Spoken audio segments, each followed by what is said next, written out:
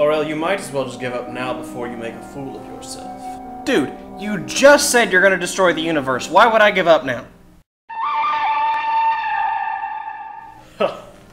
Yes, I suppose that does make more sense. But perhaps I should rephrase myself. I'm not exactly destroying your universe as much as I am reshaping it into a paradise lost to us long ago.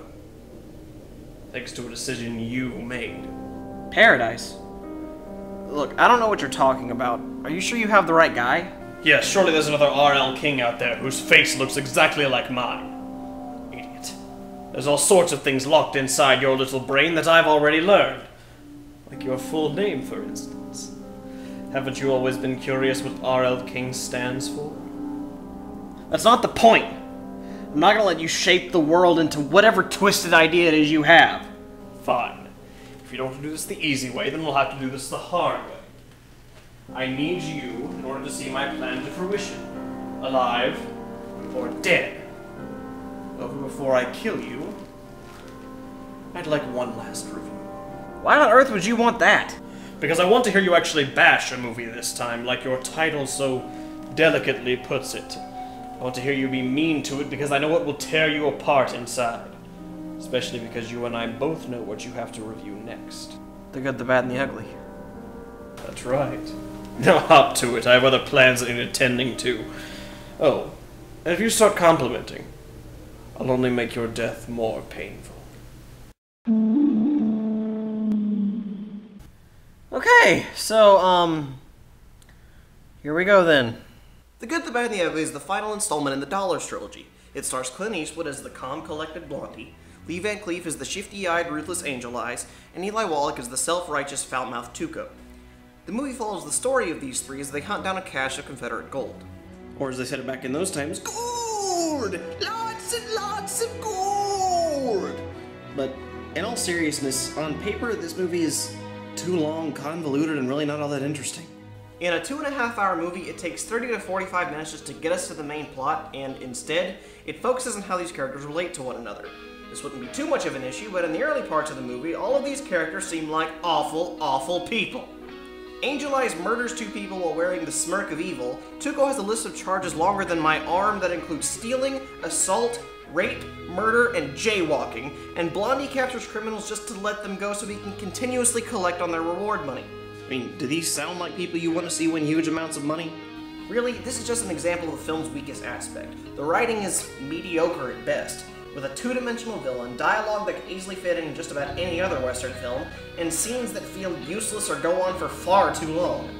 I'm kind of surprised I don't see any critics harping on how flat this movie looks on paper, but then again, maybe that's just a testament to the actors this movie has.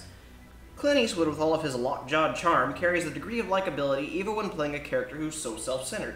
As the first act of the movie comes to a close, Tuco stops Blondie from saving one of the wanted men, and we can genuinely see some disappointment in his eyes. It shows he does have a code of honor with people and doesn't like to see them die. Any lesser actor would have played him off like some cold, uncaring badass, and the movie would have suffered for it. Angel Eyes is still about as flat a villain as you can get, though. He only wants money, and more money, and also money, and he doesn't care who gets in his way. He'll kill you, your family, the guy who hired him to kill you, and that guy's pillow without so much as batting an eyelash. And then there's those squinty eyes. Squinty, squinty, squinty. Yes, like he's staring into the sun all the time. These are the eyes of evil. Tuco is easily the most complex character in the movie, and as such, runs the highest risk of being hated. It's hinted at that he was once a human being with hopes and dreams and fears and probably a puppy, but he's since decided that being an asshole is the best way to survive, and treats everyone like shit the entire movie.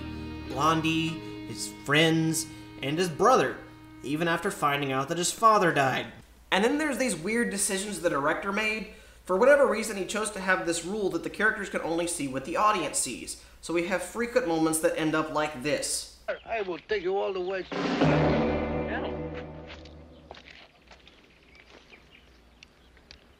Telecap. Yes, sir. Come along now. Follow me.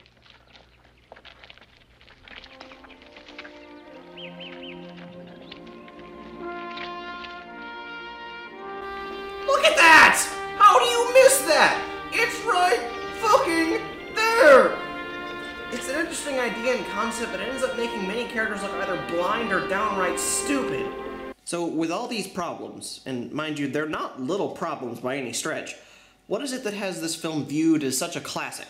What is it about this movie that makes it so beloved? Well, that's where you start to thank everybody other than the writer. Well, looky there, you broke the rule already.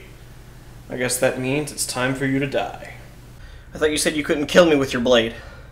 I can't. Let's just say I have other plans in mind for you! Yeah! What? You little shit, where are you hiding? Ain't I a stinker? I will teach you to make a fool out of me.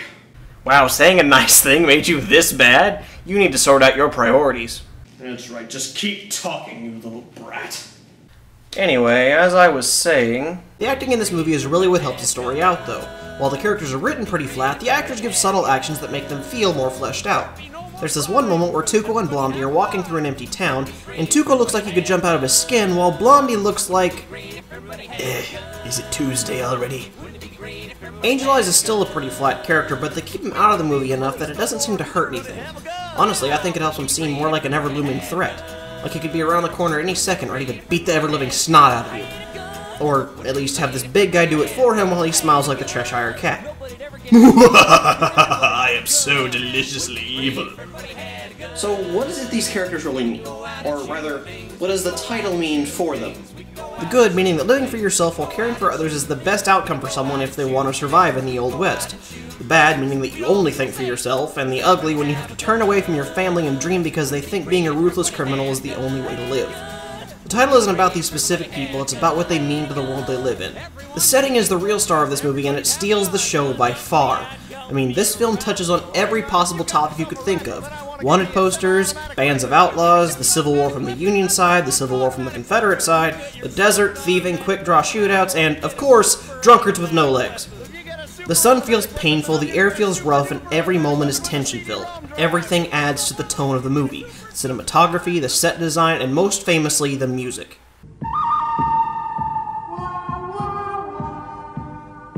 Oh yeah, you know I had to talk about this. Ennio Morricone created some of the greatest music in film history. Memorable, epic, emotive, tension-filled, amazingly creative, and he threw in a Coyote Hell for good measure. This is the music that most composers wish they could write. So much so that fucking Metallica opens up every concert with these songs. The Good, the Bad, and the Ugly is a movie that overcomes its flaws by being more than what most movies strive to be. It's an excellent film that Holy shit! You know, you really ought to keep that mouth of yours shut. You'll live longer. I still got a gun. And I will shoot if I have to. You know, Aurel, I really don't think you'll shoot that at me. Are you willing to test that? Not really. But you said that you can't kill me. What exactly is it you plan to do then? Easy. I'm going to torture you until you surrender your life and that orb to me willingly. And if you ask me, you should just surrender now and end this case. I don't remember asking you a goddamn thing. You again. Yeah, me. And right now I'm a little drunk, I'm pissed off, and I got a gun, so I suggest you fuck right the hell off. Fine. You both win this time.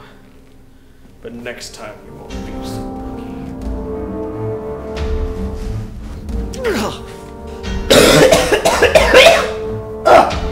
Oh, God. Please tell me you aren't here to kill me too. I've had a little too much of that today. Nah, I ain't here to kill you. I'm here because you need protection from Lord King. Lord King? Is that the name of the guy in the trench coat who just tried to zap me with force lightning? That wasn't force lightning, that was magic. And yes, RL, he is. Okay, so apparently I don't need to introduce myself. What do I call you? You could call me Sergeant King. Are you smoking a bubble pipe? Smoking's a dirty-ass habit!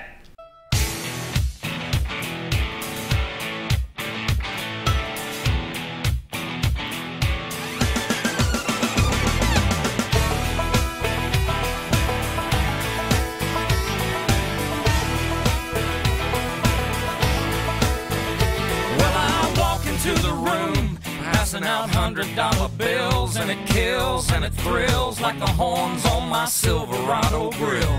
And I buy the bar a double round of Crown, and everybody's getting down in this town. Ain't never gonna be the same, 'cause I saddle up my horse and I ride into the city. I make a lot of noise, 'cause the girls, they are so pretty.